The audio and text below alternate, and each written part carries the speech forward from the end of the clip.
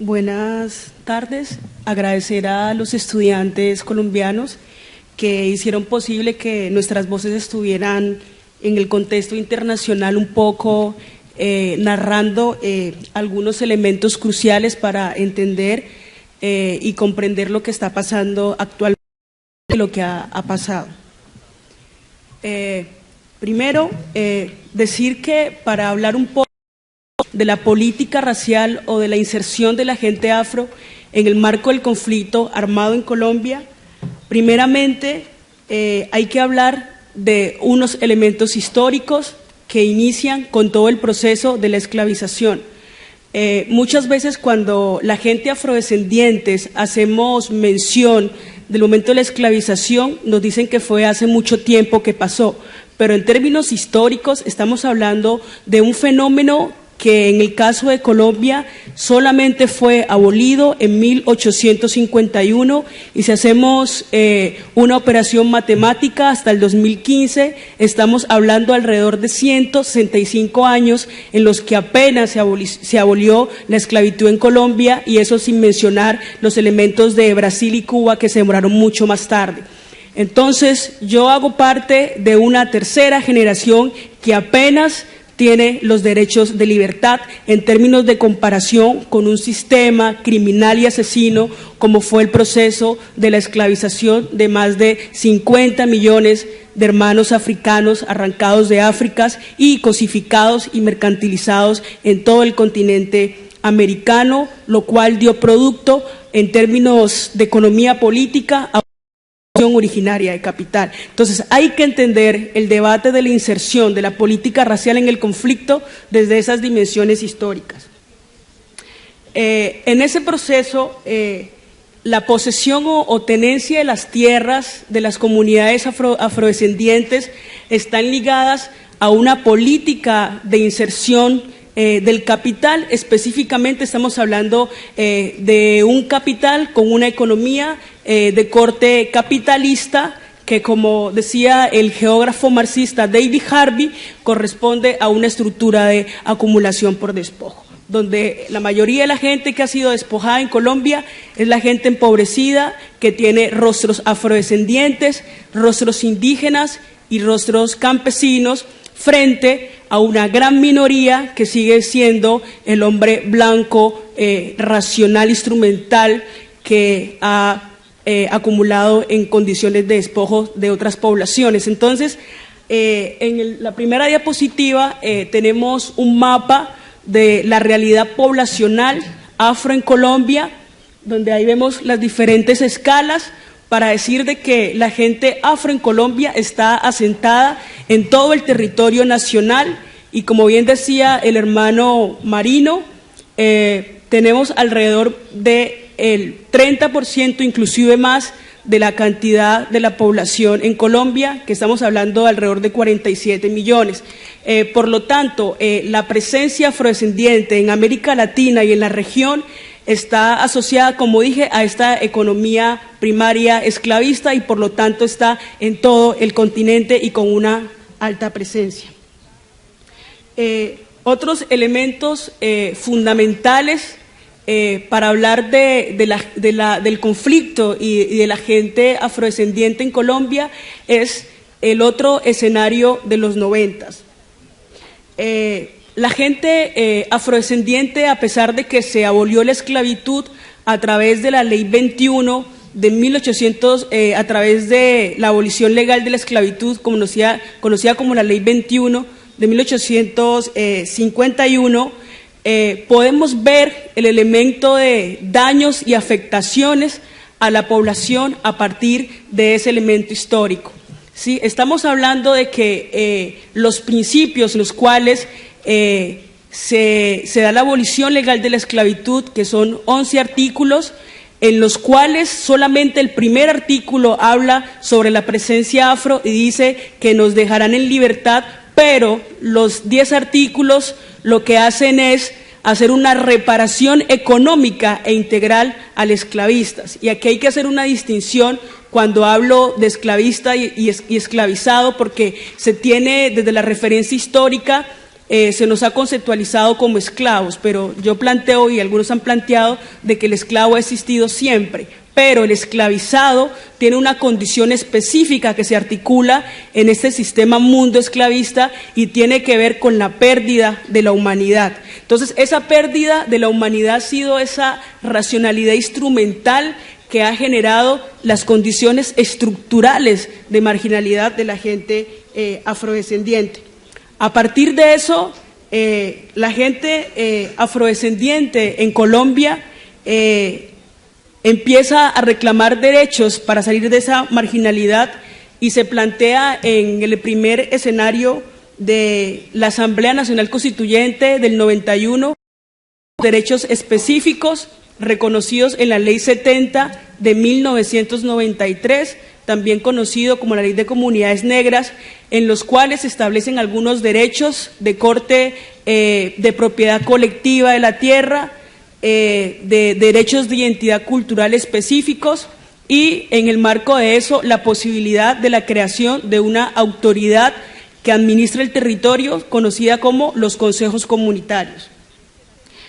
Es importante entender de que esta Ley 70 no fue un regalo de las élites blancas colombianas y ni mucho menos un regalo del capital neoliberal,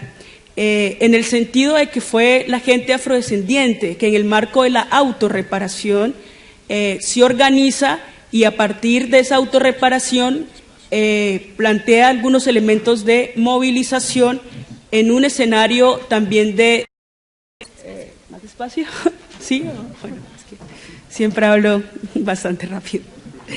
Bueno, entonces, como venía diciendo, este ejercicio de inclusión de derechos territoriales se da también en el marco de un proceso de paz, porque hay que recordar de que estos diálogos de paz actuales entre el gobierno colombiano y la insurgencia no son recientes. Hay algunos antecedentes que comienzan con el gobierno de Belisario Betancur en los 80, luego se da transición al momento que estoy hablando, que son los diálogos de paz con César Gaviria, en el cual se desmoviliza el M-19 y el EPL, y en este marco de acuerdos, de diálogos, es que se insertan los derechos de propiedad colectiva de la tierra de la comunidad negra. En ese marco es importante reivindicar de que esos territorios que fueron titulados colectivamente, paralelamente recobran una importancia geoestratégica para el capital internacional y sobre todo estamos hablando de territorios asentados en el Pacífico, ¿no? Es un poco una imagen que narra ese momento, por un lado, de reconocimiento de territorios y por otro lado una política de inserción supremamente agresiva para despojar la tierra.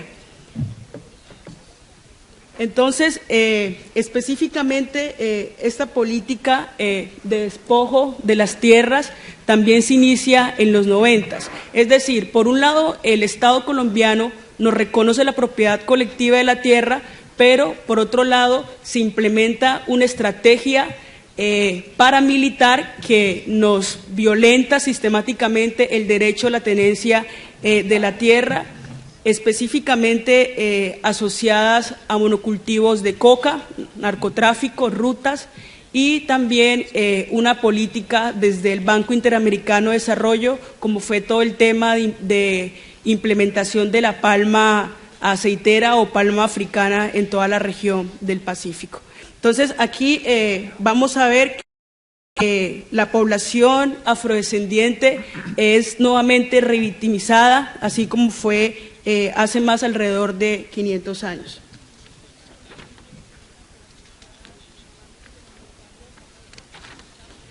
En ese sentido voy a plantear algunos elementos importantes que permiten entender un poco la relación entre lo que se ha conceptualizado como víctimas y tenencia de la tierra. Primeramente decir que nosotros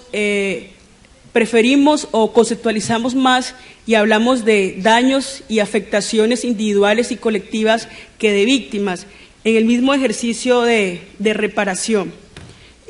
A partir de eso, como comunidad afrodescendiente, tenemos una agenda política que reivindicar, y en ese marco de los diálogos de paz le estamos pidiendo al gobierno que en primera medida plantee una segunda mesa en el cual se pueda sentar con el ELN, porque también es un actor armado importante y también tiene gran parte del control territorial en los cuales está asentada la comunidad afrodescendiente. Y también en el marco de la reparación estamos exigiendo una tercera mesa, porque bien como comunidades sabemos que ni las FARC sentada en La Habana y ni la segunda mesa con el ELN posibilita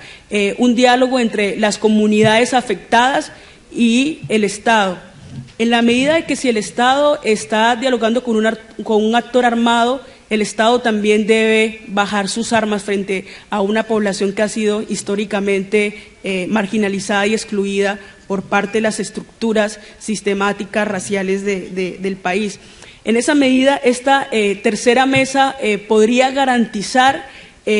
la inserción de la agenda política del movimiento social, no solamente afro, sino también indígena y campesina.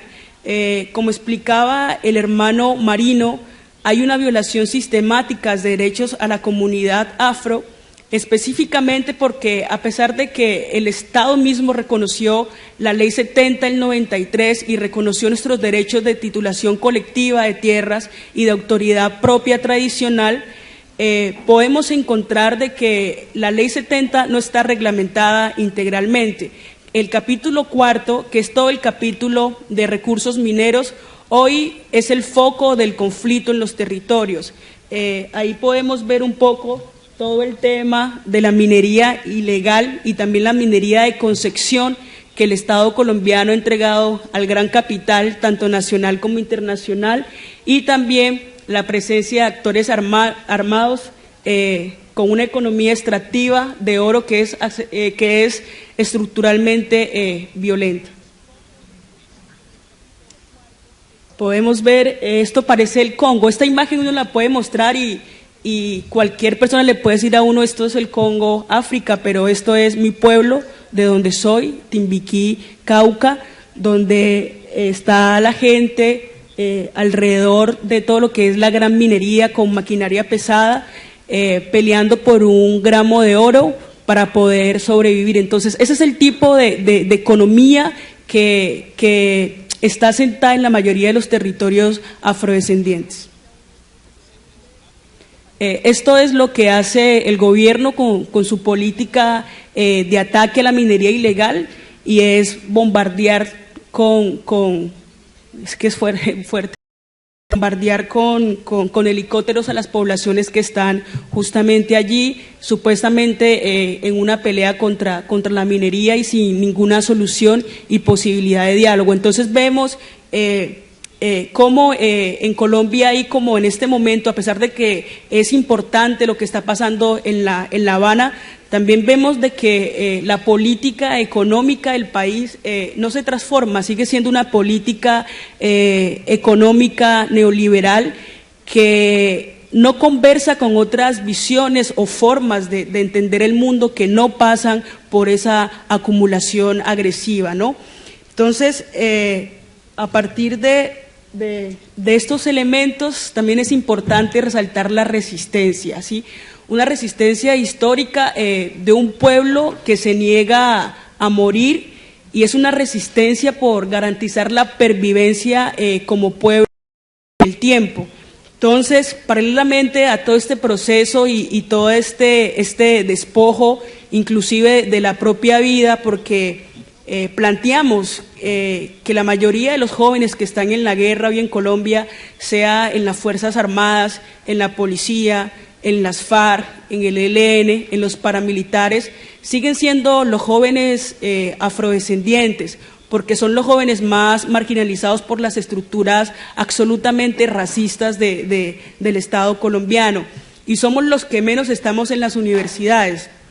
En Colombia solamente creo que el 2% de la población joven afrodescendiente puede acceder a una educación superior. De hecho, el hecho de yo haberme graduado de antropóloga es un privilegio frente a una gran mayoría que le toca coger la arma para sobrevivir, ¿no?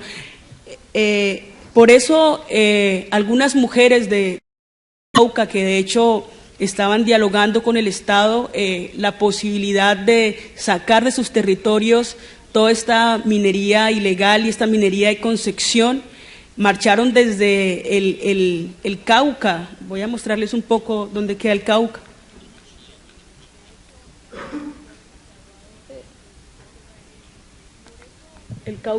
El Cauca es este departamento que está aquí, más o menos por acá es la costa pacífica, y las mujeres marcharon de por aquí más o menos, que es el norte del Cauca.